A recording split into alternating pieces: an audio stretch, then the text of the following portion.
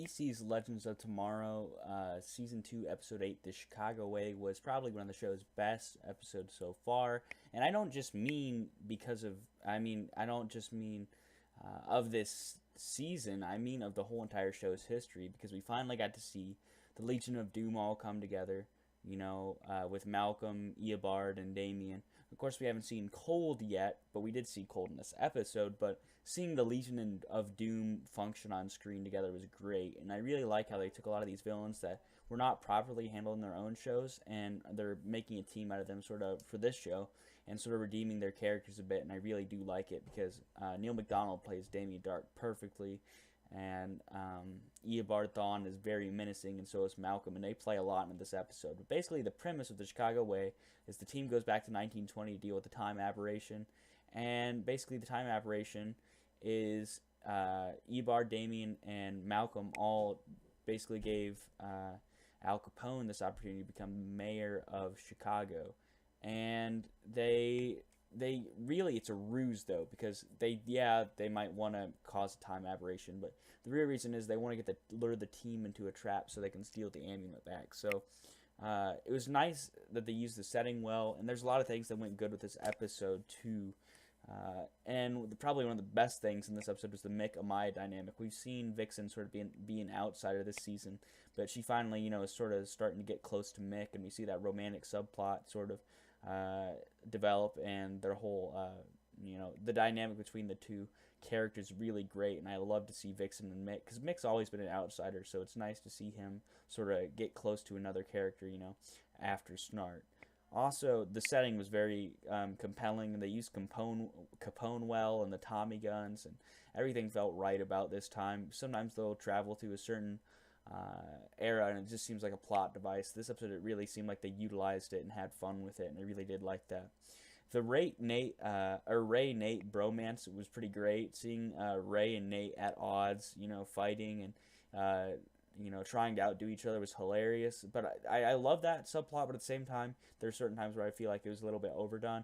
But that's the thing with Legends of Tomorrow. A lot of stuff's going to be overdone. A lot of the acting's going to be overdone. Because, that's what the show is. It's fun, it's enjoyable, it's quirky. And so, as much as, it might have seemed a little bit, I might have gotten wary of it, I did enjoy seeing them together and sort of have that bromance subplot. Stein's subplot worked. Last week, as far as his daughters was concerned, I didn't really care about her, but this week, really, the emotional weight becomes more apparent as Sarah figures out about Stein's daughter, and it was great to see Sarah actually be mature and understand about it. They could have easily stretched that subplot on for weeks and weeks, but they didn't, and the show is better for it. Wentworth Miller's return was phenomenal. We got to see him sort of. Mick was hallucinating and seeing Captain Cold or Leonard whenever he was getting drunk and whenever he was getting super depressed. So we got to see him back, and sort of, he's like the devil on the side of his shoulder telling him, hey, you got to do some bad. Why are you even here right now? And so it'll be interesting to see if he keeps hallucinating, and whenever Wentworth Miller actually comes around, whenever Snart actually comes around, how Mick is going to react to that, and that'll be cool to see. But it was nice, it's just nice to see Wentworth Miller on screen, honestly. Again, he's such a great actor, and he plays Captain Cold so well. Why not have Mick hallucinate and see Captain Cold?